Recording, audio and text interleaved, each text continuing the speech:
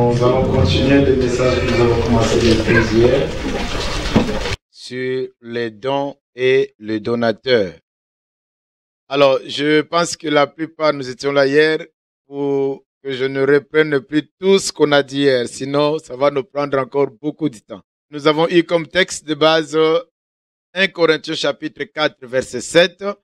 Et de là, nous avons vu que l'apôtre Paul nous posait une question, mais de 3 manières différentes. Où il demandait aux Corinthiens, qu'as-tu que tu n'as reçu? Et qu'est-ce qui te distingue? Et qu'as-tu que tu n'as reçu? Si tu l'as reçu, pourquoi te glorifies-tu comme si tu n'as rien reçu? Et nous avons expliqué ces versets. Nous avons développé ces versets hier par la grâce de Dieu. Nous sommes tombés sur le point du test de Dieu. Dieu va tester Abraham pour comprendre, pour voir son cœur. Donc, il va tester Abraham pour lui dire, réellement, je t'ai donné Isaac, mais Abraham, il faut savoir que je suis au-dessus de ton Isaac. Parce que c'est moi qui donne Isaac. Et Isaac représente notre bénédiction. Isaac représente le mariage que tu as tant attendu. Isaac représente une promesse que tu attends de la part de l'Éternel. Mais Dieu ne veut pas que tu t'attaches à ton Isaac, plutôt il faut s'attacher à lui seul. Amen. À une simple raison, tu peux perdre le don, mais si le donateur est là, il te donnera encore forcément un autre don. Mais si tu perds le donateur et qu'il arrive par erreur, qu'il arrive par méga, tu perds le don, quand tu vas repasser le donateur, tu dis, mais non, moi je t'avais tout donné, tu m'avais déjà abandonné, qu'est-ce que tu es venu encore faire chez moi? Donc, demeurons avec Dieu et le Seigneur nous fera grâce. Alors, je vais prendre un petit point que je n'ai pas touché hier par rapport au test de Dieu. Les tests avaient 2 buts, ou les 2 buts du test. Les tests qu'Abraham a subis, ces tests-là avaient 2 buts, 2 raisons. Premièrement, c'était d'approfondir son engagement envers Dieu. Dieu a voulu tester, c'est dans Genèse chapitre 22, et là je vais développer les versets 9 et 10. Donc Abraham a été testé par Dieu. Dieu a voulu vérifier sa foi. Dieu a cherché à comprendre réellement est-ce que Abraham serait engagé ou il va continuer à me suivre. Sera retirez-nous les versets 9 et 10, s'il te plaît, de Genèse chapitre 22. Lorsqu'ils furent arrivés au lieu que Dieu lui avait dit, Abraham y éleva un autel et rangea le bois. Il y a son fils Isaac et le mit sur l'autel par-dessus le bois. Puis Abraham étendit la main et prit le couteau pour égorger son fils. Amen. Donc ça c'était pour approfondir son engagement envers Dieu. Et deuxième but de l'épreuve, c'était d'apprendre conscience que l'Éternel pourvoit aux besoins. D'apprendre conscience que l'Éternel pourvoit aux besoins. Peu importe le besoin que nous pouvons avoir. Là, nous voyons les versets 12 et 14. La Bible dit, l'ange dit, n'avance pas ta main sur l'enfant et ne lui fais rien, car je sais maintenant que tu crains Dieu et que tu ne m'as pas refusé ton fils, ton unique. Verset 13, Abraham leva les yeux et il vit derrière lui un bélier retenu dans un buisson par les cornes. Et Abraham alla prendre le bélier et l'offrit en holocauste à la place de son fils. Verset 14, Abraham donna à ce lieu le nom de Yahvé-Jireh. C'est pourquoi l'on dit aujourd'hui, à la montagne de l'Éternel, il sera pourvu. Alléluia. Deuxième but pour cette épreuve, Dieu voulait qu'Abraham prenne conscience, quels que soient les soucis que tu pourras avoir, quelles que soient les demandes que tu pourras avoir, l'Éternel, c'est un bon pourvoyeur. Dieu pourvoit à nos besoins parce que la Bible dit que lorsqu'il voulait tuer son enfant, et l'ange l'appelle du haut-dessus de ne pas tuer son enfant, il regarde à droite, il a vu un bélier qui était déjà préparé là. Qui a ramené ce bélier? C'est l'Éternel. Il a pourvu aux besoins d'Abraham, il va pouvoir aussi à tes besoins au nom de Jésus-Christ. Mais c'est que Dieu a voulu d'enseigner à Abraham, quels que soient les besoins, je pourvois à tous les besoins. J'aime le français courant, comment il définit ce verset 14. À la montagne de l'Éternel, il te sera pourvu. Mais lui, il dit, français courant, il dit, il appelle Dieu Yahvé Jireh, qui veut dire, l'Éternel va s'en charger. Il s'en chargera. Il va se débrouiller lui-même. Et laissez-moi vous dire, enfants de Dieu, que notre Dieu se débrouille bien. L'Éternel s'arrangera. Même si je suis au bout de mes forces, j'ai tout perdu, tout ce que je voulais, je n'ai pas ce dont j'ai besoin, l'Éternel s'arrangera pour me donner le bélier pour que je puisse offrir à la place d'Isaac. Donne ton cœur à Dieu et le Seigneur fera le reste. Lorsque nous donnons à Dieu ce qu'il nous demande, il nous donne au-delà de ce que nous rêvons. Lorsque nous donnons à Dieu ce qu'il nous demande, Dieu nous donne au-delà de nos rêves. On a vu ça pour Abraham. Nous avons vu ça aussi pour Joseph d'Arimathée qui avait offert son tombeau, sa tombe à Jésus. Quand Jésus l'a rendu la tombe, mais jusqu'aujourd'hui, les gens affluent en Israël pour aller voir le tombeau de Jésus. En réalité, c'est le tombeau d'un certain monsieur, Joseph d'Arimathée. Si Dieu te demande quelque chose, n'hésite pas. Donne-lui, parce que quand on va te rendre la chose, c'est avec succès, avec gloire. Amen. Alors, je prie en suivant ce texte comme sous-thème aujourd'hui, l'Éternel pourvoit. Parce qu'Abraham dit, à la montagne de l'Éternel, il sera pourvu. Et comme nous venons ce soir à l'église, nous sommes à la montagne de l'Éternel. Nous sommes dans la présence de Dieu. Et le Seigneur va pourvoir à tous nos besoins par sa grâce. Sœur Ariette, allons voir Exode chapitre 16, qui sera notre texte de base d'aujourd'hui.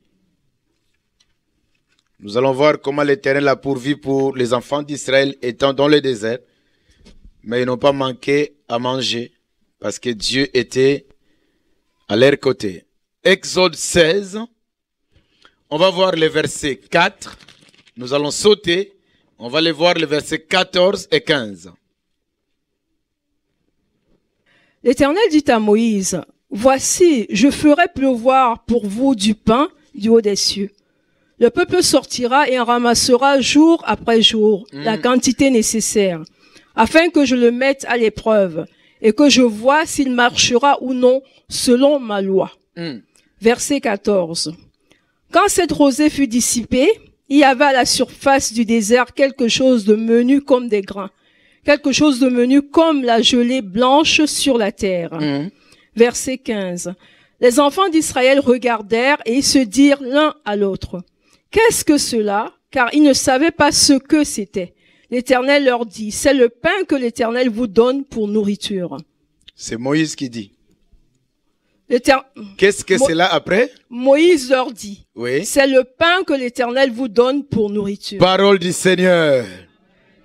Ah! Nous sommes dans l'épisode du désert avec les enfants d'Israël.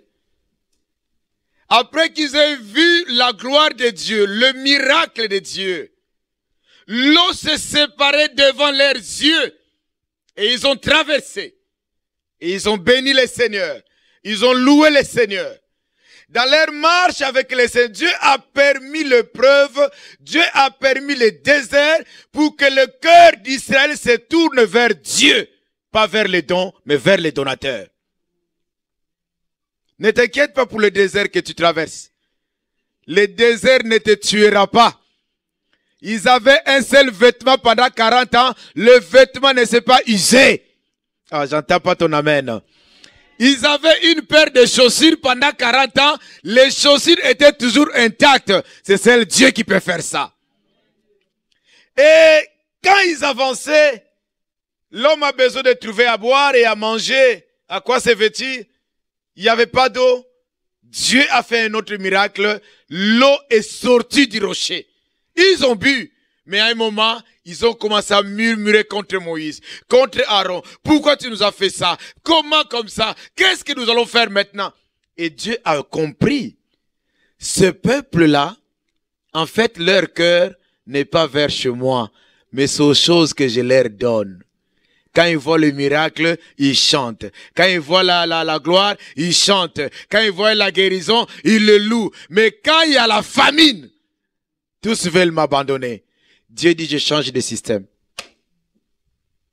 Alléluia. Parce que Dieu, dans sa souveraineté, il veut bien te donner des choses, mais il veut pas que tu puisses l'oublier. Il ne veut pas que tu puisses l'abandonner. Écoutez au verset 4. L'Éternel dit à Moïse, voici je ferai pleuvoir pour vous du pain du haut des cieux. Le peuple sortira et ramassera jour après jour la quantité nécessaire afin que je le mette à l'épreuve et que je vois s'il marchera ou non selon ma loi. Dieu promet quoi? Dis à quelqu'un du pain. Dis à quelqu'un du pain. Dieu dit, restez tranquille, je vais vous donner quoi? Du pain. Mais un matin, ils sortent tous, après que Dieu ait parlé, quand ils sont sortis, ils ont vu la neige. Il dit, mais Dieu avait dit, il va nous donner quoi? Du pain. Et quand ils sont sortis, ils ont vu la rosée sur la plaine. Ils étaient dans le désert. Ils ont vu comme un peu la neige dans toute la surface de la terre. Mais ils ont dit, qu'est-ce que c'est là? C'est le nom que les Israélites ont donné à la manne. Il dit, mais ça c'est quoi? L'étonnement. Bien-aimé, je demande à Dieu, en ce mois de septembre, que Dieu fasse un miracle qui va t'étonner toi-même. Je demande à Dieu depuis hier, depuis cette nuit, j'ai dit à Dieu, Seigneur, on a besoin que tu nous étonnes. Toi, tu seras étonné, mais Dieu n'a jamais été étonné par ce qu'il fait. Mais ça va nous étonner. Et ça va étonner ton entourage parce que Dieu va faire des oracles. Qu'est-ce que c'est là? On n'a jamais vu des choses comme ça. Que Dieu te donne ce que tu demandais depuis longtemps. Tu as beaucoup pleuré, tu t'es beaucoup lamenté. Je demande à Dieu qu'il vienne aussi essuyer tes larmes parce que chaque chose a son temps. Il y a un temps pour pleurer, il y a un temps pour danser, il y a un temps pour se lamenter, il y a un temps pour se réjouir. Que Dieu te fasse du bien. La Bible dit, Dieu a ouvert les portes du ciel pour leur donner quoi? Du pain. Ce matin, quand j'ai réfléchi, je dis, d'accord. Donc, le ciel a des portes. Donc, le ciel a des fenêtres, des ouvertures, les écluses de cieux. Mais comme le ciel est partout, le ciel est aux États-Unis, il y a le ciel au Congo, il y a le ciel en Afghanistan, il y a le ciel à Paris. Là où tu te trouves, il y a ta partie du ciel. Là où tu te trouves, il y a une porte qui te connecte avec Dieu. Et je demande à Dieu que la grâce de Dieu te localise pour que tes portes de ciel s'ouvrent, pour que la bénédiction tombe à gogo. C'est lui qui dit amen et bien, les miracles commencent. Il faut que tes portes du ciel s'ouvrent. Écoutez, ils sont dans le désert. S'il n'y a pas à manger, nous mourrons. S'il n'y a rien, c'est fini pour nous. Dieu, dans sa souveraineté, il dit, je vais pourvoir à vos besoins. Je vais vous donner à manger. Qu'est-ce que c'est là? Ils sont restés dans l'étonnement. Alors, Dieu a promis les pains. Mais quand ils rentrent, quand ils sortent ce jour-là, ils ont trouvé ce qu'on appelle la manne. La manne, c'est le pain du ciel qui a nourri les Israélites pendant 40 ans dans le désert. Pendant 40 ans, ils ont été nourris par ce pain-là. C'est pourquoi quand vous allez lire la Bible, vous allez trouver des passages comme, parce que les Israélites, ils sont tellement habitués au pain. C'était leur repas principal. Tu entendras Jésus qui dit, l'homme ne vivra pas de pain seulement, mais de toutes paroles qui sont de la bouche de Dieu. Mais il faut qu'il y ait aussi le pain. Et quand vous allez voir Jésus qui va dire, je suis le pain de vie. Autrement dit, vous pouvez manger le pain que vous avez l'habitude de manger, mais il faut manger le vrai pain qui est Jésus-Christ pour que nous ayons la vie éternelle. Parce que dans le Nouveau Testament, on dit, vos pères dans le désert ont mangé de la manne, mais après ils sont quand même morts.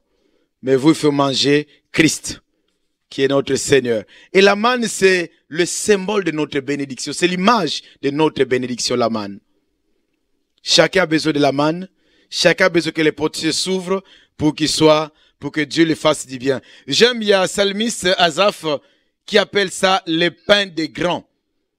Il appelle la manne le pain des grands. Dieu a donné à son peuple le pain des grands. C'est la Somme chapitre 78, versets 23 à 25. Dieu a donné à ses enfants, comme ce soir, Dieu va te donner aussi le pain des grands. Et le pain des grands veut dire le pain des anges. Dieu, il prend le pain qu'on mange au ciel, il le fait descendre sur la terre pour que ses enfants puissent manger. Ah, j'aime le Seigneur. 78. Somme. Il commanda aux nuages d'en haut et il ouvrit les portes des cieux. Il fit pleuvoir sur eux la manne pour nourriture. Alléluia. Il leur donna le blé du ciel. Ils mangèrent tous le pain des grands. Yes. Il leur envoya de la nourriture à satiété. Alléluia. Dieu a donné au peuple le pain des grands. C'est qu'on mangeait au ciel, le pain des anges. Dieu l'envoie pour nous.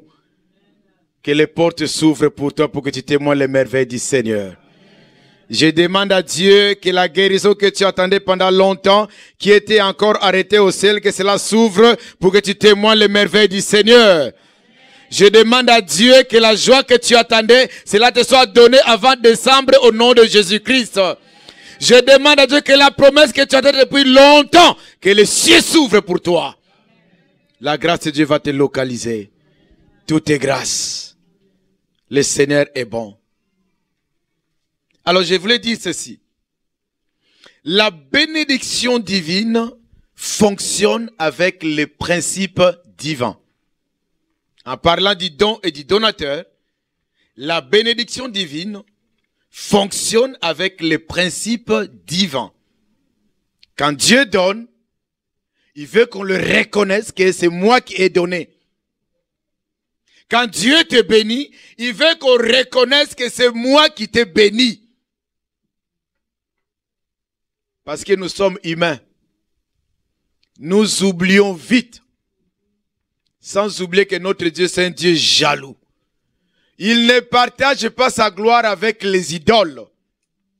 C'est pourquoi quand tu attends quelque chose de la part de Dieu, ne viens pas ici, tu demandes au pasteur, priez pour moi, et tu sors ici, tu vas voir Mamadou là-bas à Château Rouge, et donnez-moi les trucs, tu vas au Sénégal en vacances, ou tu es allé voir M. Niamaxi, c'est qui là, qui te donne encore les feuilles.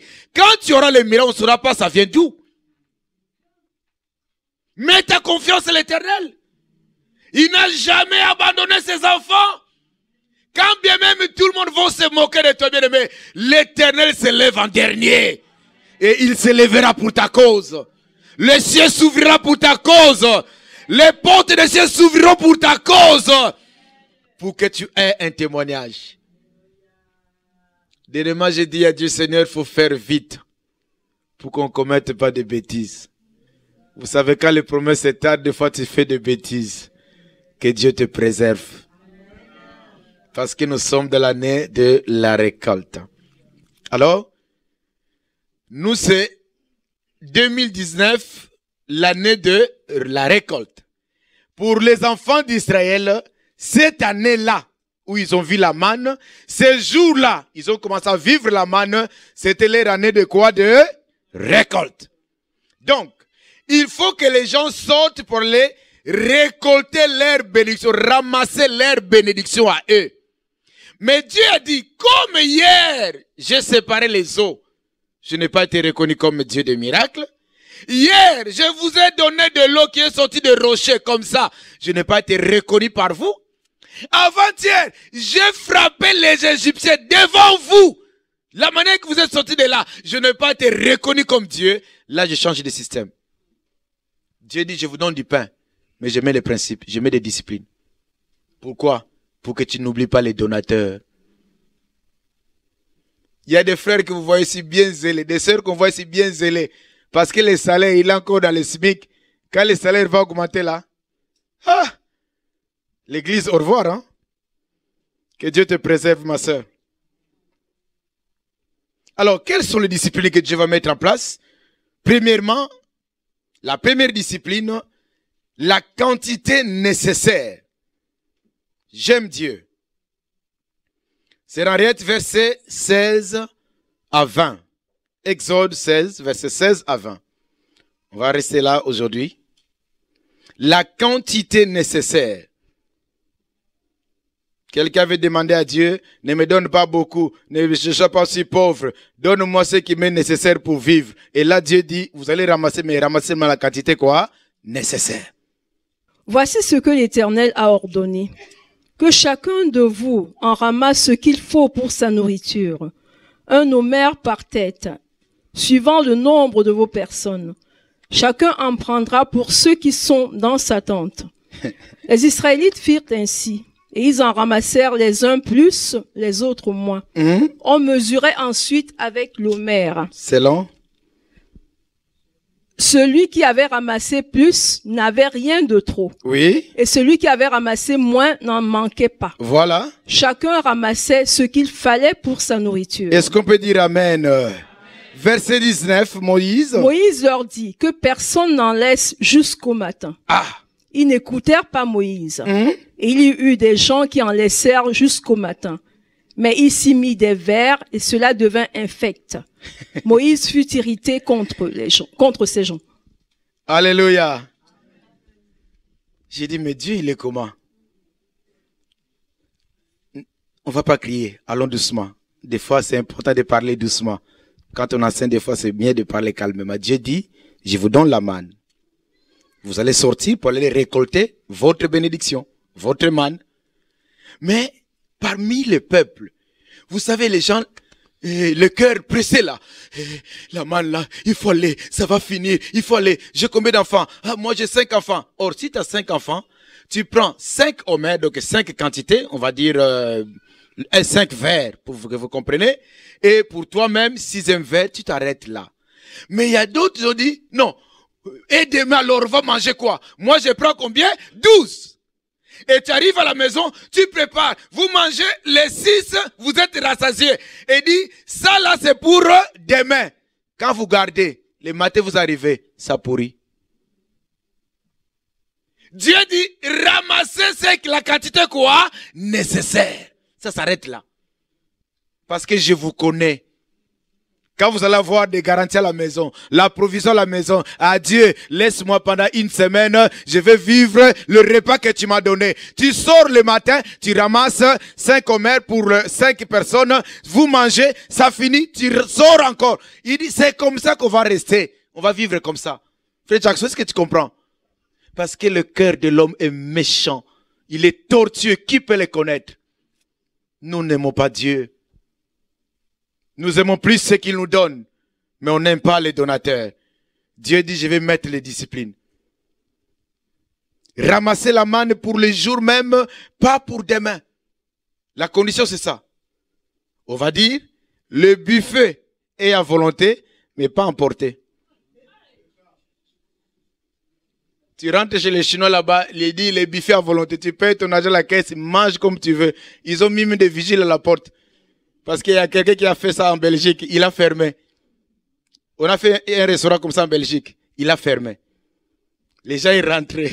Il fait la semoule à la maison, il prend. Il dit, les riz là, restez avec vos riz cantonais. Il sort comme ça, les sacs pleins. À la maison, papa est mort, maman est mort, avec la semoule, avec la viande des Chinois. Le monsieur est tombé faillite. Ici, les ont compris, ils ont dit, vigile à la porte, vous sortez, on vérifie les sacs, on vérifie tout. Le buffet à volonté, mais pas emporté.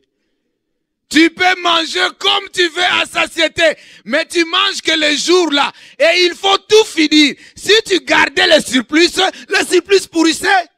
Bien aimé, il y a des choses que nous avons reçues de Dieu. Et sur ce que Dieu nous a donné, nous voulons ajouter d'autres choses. Le surplus, je l'appelle, c'est l'image de bénédictions qui peuvent nous égarer. Des bénédictions qui détruisent. Or, la Bible dit, c'est la bénédiction de Dieu qui enrichit. Il l'a fait suivre d'aucun chagrin. Mais Dieu voit dans sa souveraineté. Si je te donne ça, tu vas m'abandonner. Je préfère que tu restes encore comme ça. C'est pourquoi beaucoup de choses tardent encore. Dieu te connaît. Tu peux nous dire que j'aime Dieu, j'aime Jésus. Oui, on sait que tu aimes Jésus. De toute façon, le pasteur François n'a pas la clé pour ton miracle. C'est Dieu qui a la clé. Ni le pasteur Jean-Manuel. Nous prions simplement. Mais celui qui fait le miracle, il est en haut. Et il te connaît parfaitement. Dieu ne veut pas les surprises.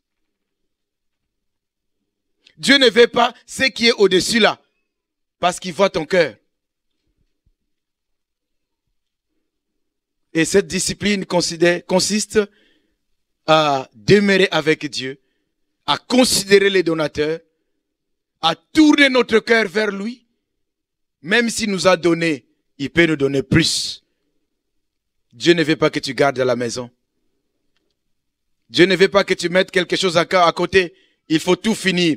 Le pain que tu ramasses, c'est pour les jours là même. Vous mangez, vous finissez tout. Je comprends maintenant quand Jésus va faire la prière. Il dit, quand vous voulez prier, dites ceci. Notre Père qui est aux cieux, que ton nom soit sanctifié, que ton règne vienne, que ta volonté soit faite sur la terre comme au ciel. Donne-nous aujourd'hui notre pain quoi? Quotidien. Le pain quotidien, c'est ça que Dieu a besoin. Parce qu'on a peur du lendemain. Hey. On va garder. La Bible me dit, celui qui épargne en excès s'appauvrit.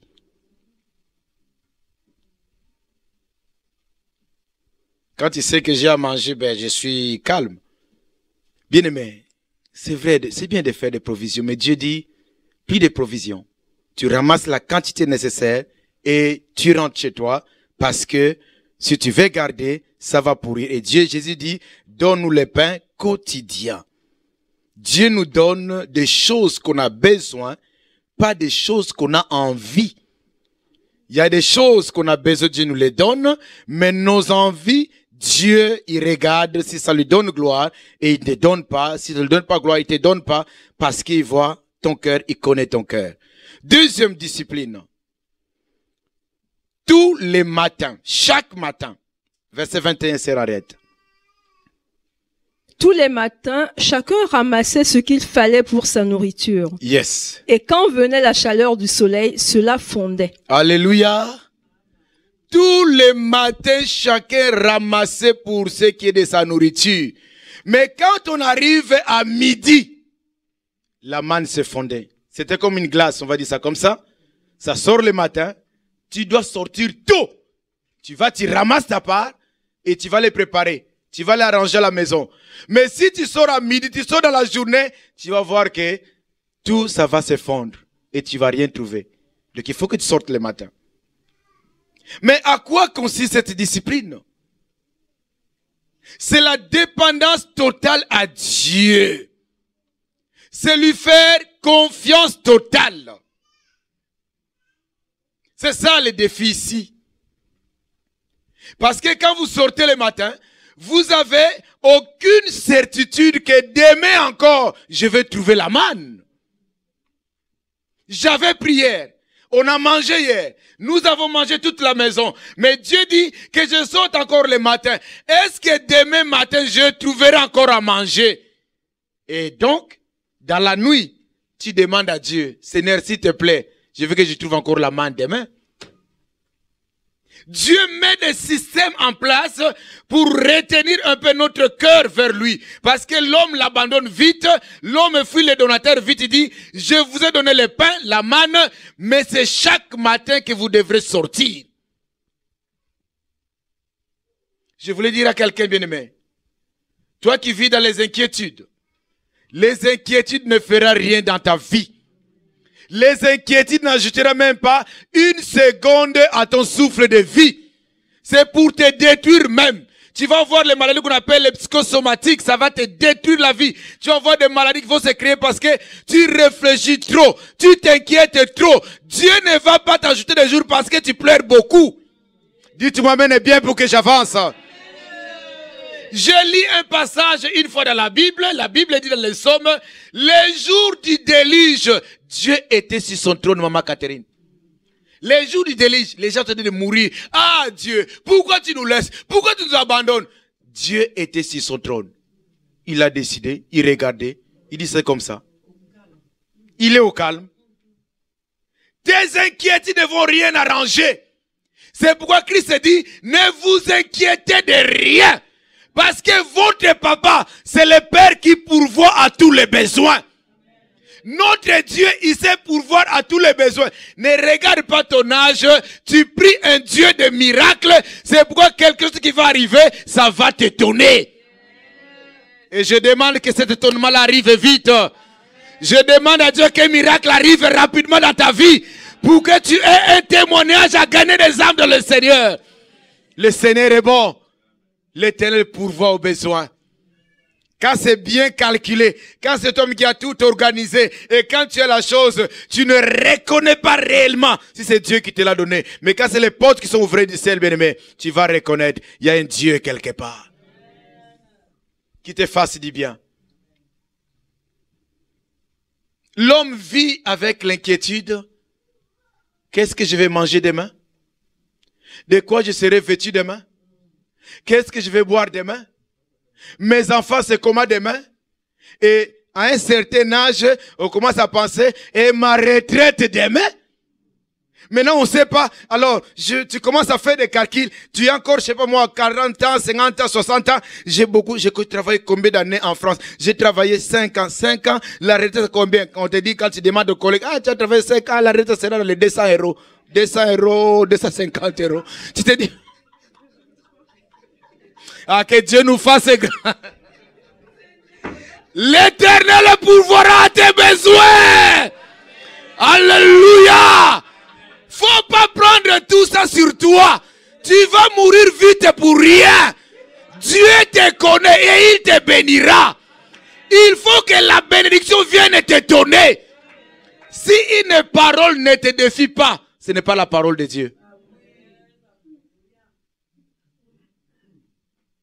Si la parole de Dieu arrive, ne te mets pas en challenge. Ah, il a encore la parole des hommes. Il faut quand ça arrive, Abraham, quitte ton pays, quitte ta patrie, quitte ton père, ta mère, tu dois tout abandonner, tu iras dans un pays où je te montrerai. Mais Dieu, arrêtez, montre-moi d'abord le pays. Le voyage se prépare. Il a combien? 75 ans. Tu veux montrer notre pays où je vais le mettre là, 75 ans? Pour faire quoi? Mais quand Dieu parle, il le réalise. Quand Dieu promet, il le réalise. Quand c'est Dieu qui a pris ta vie en charge, il se débrouillera lui-même pour ta vie.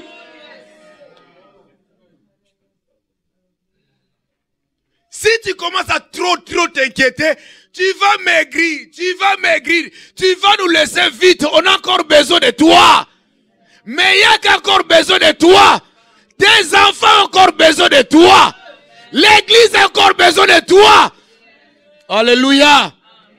Ne vous inquiétez de rien. Le Seigneur en a fait tout un séminaire. Il dit, écoutez, les oiseaux du ciel ne travaillent pas. Mais votre Père Céleste les nourrit. Vous regardez les listes des vallées, faites les arbres, les herbes, vous voyez ce que vous regardez? Oui, comment? Il dit c'est tellement beau. Il dit il ne travaille pas. Mais même Salomon ne s'est pas habillé comme ça. C'est moi qui habille les arbres, tout comme ça. Les fleurs là, c'est Dieu qui les habille. Pourquoi vous posez les questions? Qu'est-ce que je vais manger demain? Qu'est-ce que je vais faire? Oui, c'est bien d'avoir des projets. C'est bien de s'inquiéter. Mais à un moment, tu t'arrêtes, tu dis, ah non, j'ai un Dieu. Ce que je te conseille, marche simplement de la crainte de Dieu. Amen. Je vous dis, je ne mourrai pas pauvre. Amen. Je n'ai pas assez travaillé dans ce pays, mais j'ai travaillé à un meilleur patron. Un patron qui paye bien. Un patron qui n'a pas des arriérés. Il a dit, de qui suis-je débiteur, je le payerai. Ah, j'attends des courriers, j'attends des chèques qui viendront d'en haut. Parce que moi, j'ai des portes de ceux qui vont souffrir. J'ai dit que la faveur de Dieu te localise là où tu es. Que la grâce te localise là où tu es. Que Dieu te donne seulement la bonne santé. Fini les inquiétudes. La sœur était fortifiée, dit, c'est pas descendre, ça sera plus. Mais ne mets pas la foi en ça. Parce que la loi peut changer. Il y a une loi qui ne change pas. Je connais un Dieu qui ne change pas. Quand il sort sa parole, ça reste intact. Amen.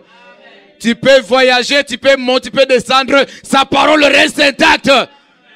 Mais la parole de Macron peut changer. Ça dépend de l'argent qui rentre. Les lois changent par rapport au fonds public. Faites attention. Il y a certaines choses peut-être que nous profitons aujourd'hui. Demain, il n'y aura plus ces choses-là en place. Parce que on est tellement nombreux. Vous êtes venus nombreux. Les Roumains, les ceci, les Afghans, les ceci, les Pakistanais, la France, les ceci, la France. Il dit, comment va gérer vous tous?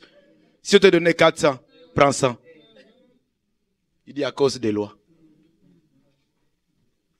Et si tu abandonnes Dieu, sur qui tu vas t'appuyer? Si tu abandonnes Dieu parce que, non, j'ai déjà tout gagné, j'ai déjà tout fait, j'ai ma retraite, non, j'ai mon travail, j'ai mon CDI, et réellement, ce n'est pas un CDE, ce n'est pas un contrat direct éternel, c'est un CDI qui va s'arrêter. Mets ta foi au Seigneur, mets ta foi en Dieu, mets ta confiance au Seigneur. Je me rappelle encore ce jour-là, bientôt c'est le 11 septembre, ça vous dit quelque chose, non? Ils en ont fait une émission là-dessus. Ils ont fait comme une misée. Ils ont mis des cartes bancaires des gens qui sont morts au World Center. Les tours jumelles. Les cartes sont là jusqu'aujourd'hui. Bientôt c'est le 11 septembre. Ils vont encore en parler. Quelqu'un dans son bureau, il sort les matins, il est dans son bureau, directeur, grand patron, il s'est là jugé de l'argent. La mort arrive. Et tout reste. Et s'il n'y a pas la famille, après 10 ans, après 10 ans, je crois, selon la banque, tout ça, ça va chez l'État. Tu sors les matins, bénis les rois. Dieu dit, je vais vous donner la manne, mais vous allez sortir chaque matin. Ça va rester comme ça. Les gens disent, non, non, non, moi je vais prendre pour moi, je prépare et je garde pour demain. Il dit, vas-y. Les gens l'ont fait, ils ont préparé, ils ont mangé, ils disent, ça c'est pour demain. Ils arrivent demain matin, ça sentait mauvais, ils ont jeté. Allez, sors le matin. Sors encore. Est-ce que le matin je vais trouver? Je ne sais pas. Tu appelles le Seigneur. Vous savez quand tu es bloqué. Pourquoi on voit la foi de l'Afrique, quand nous prêchons en Afrique, au Cameroun, partout, on a l'impression comme si la foi des Africains est plus forte que la foi des Européens. On n'a plus, ce n'est qu'une impression. C'est aussi là-bas, ils aiment tellement Dieu que les Européens. Parce qu'il n'y a rien. Parce que la vie est compliquée. La petite maladie que tu pourras voir avec des doliprane ici, ça tue les gens là-bas. Donc il n'a que Dieu seul. Et Dieu aime ça. La dépendance totale de Dieu. Je sais vivre dans l'humiliation, dans la gloire, dans la souffrance, dans l'argent. Tu dois apprendre à vivre dans toutes ces situations-là. Dieu dit, je vous donne le pain, mais vous devrez sortir chaque matin. C'est même peu dans le mémoire, les versets Matthieu 6, 31 et 34. Ne vous inquiétez donc point et ne dites pas que mangerons-nous, que boirons-nous, que mangerons-nous, que boirons-nous, de quoi serons-nous vêtus. De quoi serons-nous vêtus? Voilà les trois besoins majeurs qui arrivent chez l'homme. Je vais manger quoi? Je vais m'habiller comment? Voilà, continue. Car toutes ces choses, ce sont les païens qui les recherchent. Votre Père Céleste sait que vous en avez besoin. Amen. Cherchez premièrement le royaume et la justice de Dieu. Et toutes ces choses vous seront données par-dessus. Ne vous inquiétez donc pas du lendemain. Est-ce qu'on peut dire amen? Amen. Je reprends, ne vous inquiétez donc pas du lendemain. Amen. Pourquoi? Car le lendemain aura soin de lui-même. Amen. Et après? À chaque jour suffit sa peine. Dis à quelqu'un, le lendemain aura soin de lui-même. Dis-lui avec foi, dis-lui, Dieu va prendre soin de ton lendemain. Ne t'appuie pas sur les hommes.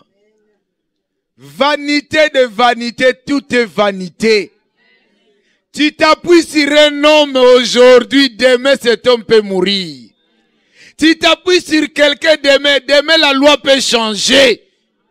Appuie-toi sur Yehoshua Mashiach, un Dieu qui n'a jamais changé. Je l'appelle le tenant du titre. Il a vaincu à Golgotha, il a vaincu dans ta famille, il a vaincu partout. Quand il te dit que cette maladie n'est pas pour la mort, c'est pour ma gloire, il le fait bien. Il s'arrangera, le Seigneur pourvoira. La question que je me pose, Seigneur, tu dis dans ta parole, la foi vient de ce qu'on entend. Ce qu'on entend vient de la parole de Christ. Donc pour te guérir, il faut voir la foi. Vous êtes d'accord avec moi? Pour voir la main, il faut voir la foi. Lazare est mort, Sœur Michel. Quand tu meurs, lui ne fonctionne pas, ne fonctionne plus. Lazare n'entend plus. Mais Jésus avait dit à Marie et Marthe, cette maladie-là n'est pas pour la mort, c'est pour ma gloire. Mais on t'a attendu, tu n'es pas venu. Donc Marie et Marthe avaient raison pour dire à Jésus, si tu étais là, notre frère ne serait pas mort. Mais comme tu étais absent, voilà ce qui nous est arrivé. Or, ton Dieu n'a jamais été absent. Quand même tu te sens seul dans ta chambre, dans ta maison, dans ta petite pièce ou 10 mètres carrés, il est là avec toi. Quand les combats viennent de gauche à droite, lève la tête parce que l'Éternel est avec toi. Jésus arrive devant la tombe, frère Rémi. Il dit, Lazare, sort. Jésus connaît la loi en Israël. Quand on enterre quelqu'un, on doit les ligoter. On doit les mettre les bandes. Mais il dit, Lazare sort. Lazare va sortir comment? Il n'entend pas? D'accord, bon, s'il peut entendre, il est ligoté. D'accord, mais il sentait déjà mauvais. Lazare est sorti. Par quelle foi? Je demande à Dieu, par sa souveraineté, qu'il fasse un miracle dans ta vie. Je demande à Dieu, même ta foi commence à tanguer de gauche à droite, que Dieu te fasse du bien ce mois ici de septembre. Pour que tu puisses aussi danser et célébrer l'Éternel. Dieu veut que nous puissions dépendre que de lui. Tu dois sortir le matin. Il ne veut pas te faire du mal. Mais il a compris. Quand il t'avait tout donné, tu l'as abandonné tellement. Il dit, maintenant, donnant. Tu donnes, je te donne. Je te donne, tu me donnes. Si tu dors la nuit, avec le repas, ça pourrit. Si tu sors le matin, moi je donne.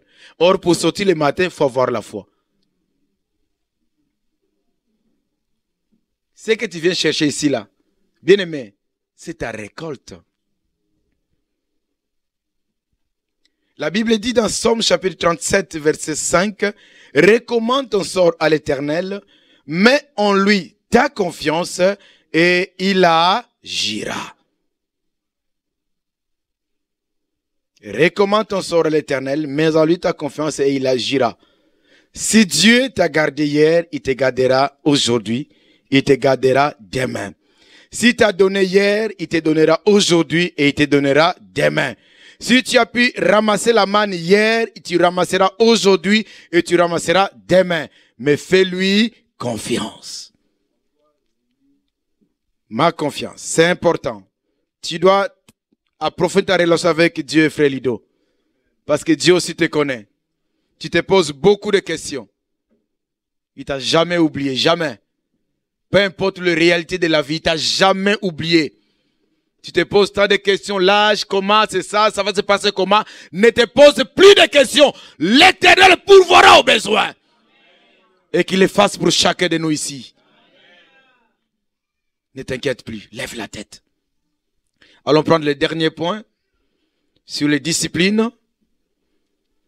C'est faire cuire ou faire préparer. Prépare la manne. Donc prépare la manne pour que ça devienne du pain, si vous voulez. Versets 22 à 24, c'est l'arrête. Le 6e jour, ils ramassèrent une quantité double de nourriture, 2 homères pour chacun. Tous les principaux de l'assemblée vinrent le rapporter à Moïse. Et Moïse leur dit, c'est ce que l'Éternel a ordonné. Demain est le jour du repos, le sabbat consacré à l'Éternel. Oui. Faites cuire ce que vous avez à faire cuire, faites bouillir ce que vous avez à faire bouillir, et mettez en réserve jusqu'au matin tout ce qui restera. Oh, mais Dieu, il est comment? Ils le laissèrent jusqu'au matin, comme Moïse l'avait ordonné. Ouais. Et cela ne devint point infect. Sœur, arrête, fais attention. Il y a des gens ici. Tu nous dis pas des mensonges là? Mais non, relis ces versets. On a dit bien avant que si on gardait les repas, les mêmes repas, on mangeait tout. Si tu gardes, ça pourrissait. C'était infect, c'était à jeter. Mais là, tu nous apprends encore autre chose. Qu'est-ce qui se passe? C'est le sabbat. Mais Demain vas-y. est le jour du repos. D'accord. Le sabbat consacré à l'Éternel. Oui. Faites cuire ce que vous avez à faire cuire. Oui. Faites bouillir ce que vous avez à faire bouillir. Préparez, d'accord. Et mettez en réserve jusqu'au matin tout ce qui restera. Ils le laissèrent jusqu'au matin, comme Moïse l'avait ordonné. Et cela ne devint point infect. Il ne s'y mit point de verre. Amen. Vous voyez comment Dieu fait les choses? Je vais expliquer. C'est-à-dire, prenons sabbat comme samedi, pour ne pas chercher chez le calendrier juif et tout qu'on sort. Sabbat, c'est les samedis. Dimanche, on va dire, c'est le jour de l'Éternel, comme on va dire comme ça. Allons comme ça pour que vous compreniez. Dieu dit, les lundis, tu sors le matin, tu manges tout. Mardi, tu sors le matin, tu manges tout. Jusqu'à vendredi. Mais samedi, tu prends double. Samedi, tu prends double parce que dimanche, c'est le jour de l'Éternel. Ce que tu vas préparer samedi, tu manges un peu, tu gardes un peu. Mais cette fois-ci, ça ne pourrit pas. Ah, mais Dieu, il est comment? Les mêmes repas, les mêmes pains, la même nourriture, le sel, tout l'assaisonnement, pareil. Tu les gardes mardi pour mercredi, ça pourrit. Mercredi pour jeudi, ça pourrit. Mais tu arrives samedi pour dimanche, intact. Alors quand les grands, les souverains, les gens, les grands, ceux qui couronnent, ils ont vu ça, ils ont dit, Moïse, regarde. Ils ont pris pour 2 jours. Ils ont pris pour 2 jours. Mais pourquoi? Faut leur dire que ce n'est pas mon Dieu. Il dit, c'est pas comme ça. Dieu a changé. Il dit, non, pour ce week-end, vous prenez pour 2 jours. Parce que dimanche, personne qui va sortir. Donc, Dieu a mis un système en place. Maintenant, il dit quoi? Quand vous allez prendre, faut pas les garder comme ça parce que ça va pourrir. Il faut les préparer. Il faut les faire cuire et vous économiser à côté. Qu'est-ce que je veux dire par là? Dans ce que Dieu nous donne, dans notre récolte, il y a la part de Dieu, il y a la part de l'homme. Tu as quelque chose à faire. Toi, ton problème, tu dors trop. Tu es trop fainéant. Le travail, on le cherche. Quand tu dis, je demande à Dieu, Seigneur, donne-moi de l'argent. Ils ont demandé du pain. Dieu a dit au verset 4, l'Éternel dit à Moïse, voici, je ferai pleuvoir pour vous du pain. Mais il sort le matin, il y avait la neige. Pour que ça devienne le pain, il faut le préparer. La manne, c'est la matière première pour du pain. Dieu te donne du travail parce que tu lui as demandé de l'argent. Il faut que tu participes dans la bénédiction. Il faut que tu donnes ta part dans la bénédiction. Les gens que nous envions, malgré leur talent, malgré les dons qu'ils ont reçus, mais ils cultivent leurs dons, ils travaillent sur leurs dons. Pour qu'aujourd'hui que nous envions ces gens-là. Allez suivre le documentaire de Cristiano Ronaldo. Il dit, après l'entraînement, je fais l'entraînement seul à la maison. Il ne peut que devenir meilleur joueur. C'est très important. Il faut cuire ce que Dieu te donne. Ce qui a bouillir, ce qui a ceci, cela, mais il faut travailler. Il faut participer dans ce que Dieu nous donne. Et quand la manne était descendue, ils ont ramassé, ils ont préparé le matin, les jours du sabbat, ils ont pu manger cette même nourriture qui n'a pas été infectée, qui n'a pas été pourrie, parce que Dieu en a décidé ainsi. Parce que Dieu voulait que le cœur des hommes se tourne vers le donateur. Et je demande à Dieu, ce que tu attendais depuis longtemps, les miracles que tu attendais depuis longtemps, que ces miracles-là puissent venir pour que tu dises aussi toi aussi, qu'est-ce que c'est là? Lorsqu'ils ont vu la manne, ils se sont criés. Lorsqu'ils ont vu la manne, ils se sont dit, mais comment Dieu a pourvu à nos besoins? Il peut le faire aussi pour toi parce qu'il est l'Éternel des armées. Que Dieu nous bénisse.